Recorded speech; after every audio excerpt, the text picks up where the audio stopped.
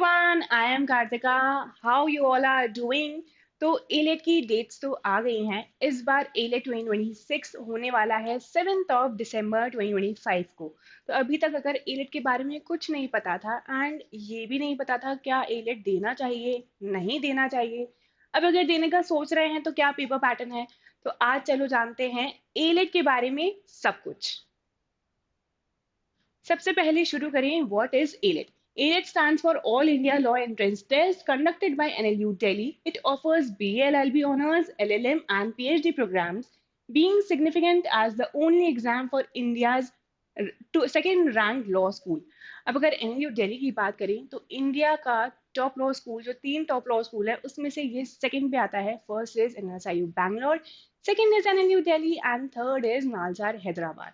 तो अगर आपको NLU दिल्ली में जाना है उसके लिए एलेट देना पड़ेगा। Conducting body for ALET is NLU Delhi, ensuring a standardized assessment for aspiring law students. अब कोई भी बच्चा यहाँ ये मत पूछना क्या मैम हम क्लैट दे रहे हैं तो क्या क्लैट के थ्रू NLU D में एडमिशन ले सकते हैं। बिल्कुल नहीं, आप क्लैट के थ्रू NLU दिल्ली में एडमिशन नहीं ले सकते हो, क्योंकि NLU दिल्ली अपना खुद का एक एंट्रेंस कंडक्ट करवाता है एंड वो कंसोर्शियम का पार्ट नहीं है। तो अगर NLU दिल्ली जाना है एलेट देना पड़ेगा। Programs offered the entrance exam provides access to BLLB honors, LLM and PhD programs catering to diverse academic pursuits.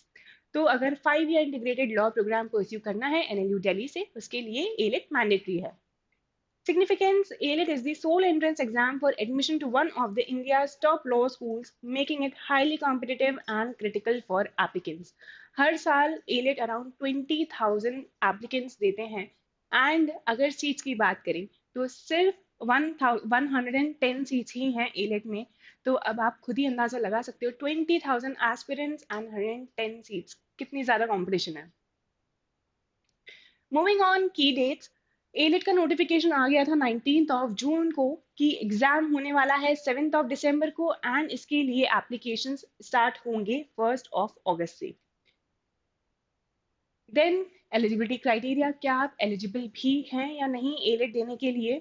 तो सबसे पहले to be eligible for the BLLB honours candidates must meet specific academic qualifications and age criteria set by NLU Delhi. Qualifications candidate should have completed class 12th और be appearing for the exam. तो अभी अगर आप 12th में आए हो या आपने अभी 12th का एग्जाम दे दिया है, आप दोनों केसेस में एलिजिबल हो एंड यहाँ पर कोई भी एज लिमिट नहीं है। लॉ परस्यू करने के लिए कोई एज लिमिट नहीं होती है।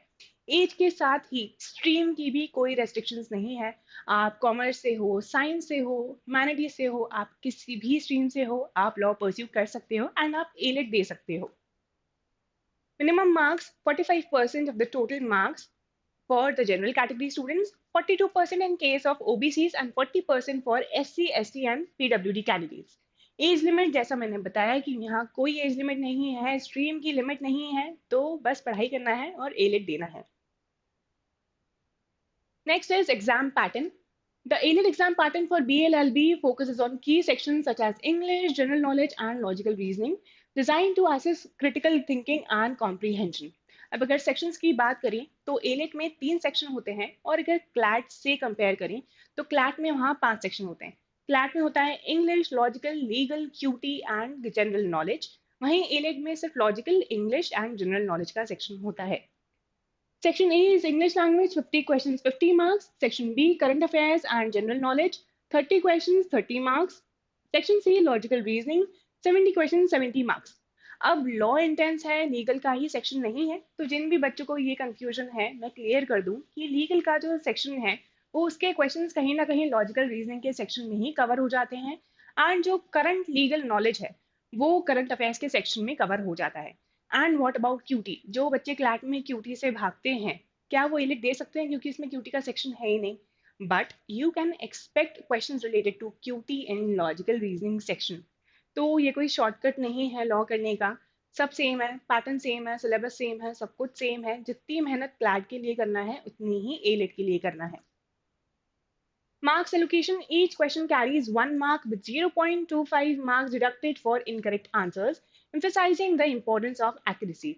अब accuracy तो important है ही क्योंकि नेगेटिव मार्किंग है एंड अगर कट ऑफ की बात करें तो 125 प्लस जाता है एलिट का कट ऑफ। एंड जितनी एक्यूरेसी इंपॉर्टेंट है उतनी ही इंपॉर्टेंट है स्पीड, क्योंकि आप देख सकते हो 150 क्वेश्चंस हैं और 120 मिनट्स हैं ये सॉल्व करने के लिए। पहले पता है एलेट होता था 90 मिनट्स का, 90 मिनट्स 150 क्वेश्चंस। बट फिर एनएलयू दिल्ली ने सोचा कि नहीं, बच्चों के लिए बहुत मुश्किल हो जाता है कि 90 मिनट्स में 150 क्वेश्चंस, तो उन्होंने टाइम बढ़ा दिया एंड अब से 120 मिनट्स में होते हैं 150 questions. Moving on, syllabus overview. The A-Level syllabus covers essential topics across various subjects that are crucial for success in the law entrance examination. तो अगर इंग्लिश की बात करें तो reading comprehension, error correction, vocabulary, grammar, ये सारे basic चीजें पूछी जाती हैं आपसे इंग्लिश के सेक्शन में। General knowledge includes current affairs, legal judgements, awards, constitutional topics and static GK. अब स्टैटिक जीके की बात करें तो बहुत सारे बच्चे जो क्लैट की प्रिपरेशन कर रहे होते हैं वो स्टैटिक जीके को इतना वेटेज नहीं देते हैं, बट एलेट में स्टैटिक जीके आता है एंड ये अच्छे से कवर करने की रिक्वायरमेंट है। अब स्टैटिक जीके जो लीगल एड के स्टूडेंट्स हैं वो सिर्फ आरएसएम से कवर करेंगे तो मोर देन सफिशिएंट है, उससे ज़्यादा कोई भी एक्स्ट्रा रिसोर्स मटेरियल की रिक्वायरमेंट नहीं है। Logical reasoning concept of critical reasoning, legal principles and analytical reasoning. अब क्लैट से अगर कंपेयर करें तो वहाँ एनालिटिकल रीजनिंग का वेटेज थोड़ा कम रहता है। लास्ट ईयर ही एक क्वेश्चन आया था, उसके पहले ज़्यादा क्वेश्चन देखने को नहीं मिले थे एनालिटिकल रीजनिंग के, बट एलेट में एनालिटिकल रीजनिंग के क्वेश्चंस आते हैं एंड वो अच्छे से प्रिपेयर करने की रिक्वायरमेंट भी है। मूविंग ऑन, बाय एलेट, मुझे एलेट क्यों देना चाहिए, ज़रूरी है, एनएलयू दिल्ली जाना चाहिए या नहीं जाना चाहिए, ये देख लेते हैं। AILET stands out due to its unique structure and focus, making it essential for aspiring law students aiming for NLU Delhi's prestigious programs. Speed test, अब ये तो हमने देख लिया कि एलिट स्पीड टेस्ट तो है ही, क्योंकि 150 क्वेश्चंस 120 मिनट, साथ ही साथ एक्यूरेसी का भी ध्यान रखना है और कंपटीशन बहुत ही ज़्यादा है। NLU Delhi advantages: students at NLU Delhi benefit from top tier faculty, resources, and placement opportunities, enhancing their legal education experience. NLU Delhi की बहुत ही अच्छी फैकल्टीज हैं, प्लेसमेंट्स काफ़ी अच्छे हैं। एंड एक और चीज़, कोई भी बच्चा यहाँ पर NLU Delhi को दिल्ली यूनिवर्सिटी से कंफ्यूज नहीं करेगा। दिल्ली यूनिवर्सिटी अलग है, NLU Delhi अलग है। NLU Delhi एडमिशन्स लेता है एलेट के बेसिस पर, दिल्ली यूनिवर्सिटी एडमिशन लेता है क्लैट के स्कोर्स के बेसिस पर, एंड दिल्ली यूनिवर्सिटी कंसोर्शियम का पार्ट नहीं है, ये इंडिपेंडेंट है। बस जो एडमिशन्स होते हैं वो क्लैट के बेसिस पे होते हैं, और अभी एप्लीकेशन फॉर्म्स आने वाले हैं दिल्ली यूनिवर्सिटी के भी। बट प्लीज़, कोई भी दिल्ली यूनिवर्सिटी को NLU दिल्ली से कंपेयर नहीं करेगा, कंफ्यूज नहीं होगा। Competition stats: AILET attracts thousands of candidates each year, creating a competitive environment that fosters excellence in law education.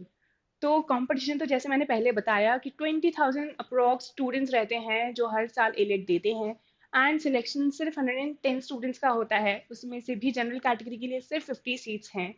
तो अगर आपको एलेट देना है और NLU दिल्ली जाना है तो मेहनत तो काफ़ी करनी पड़ेगी।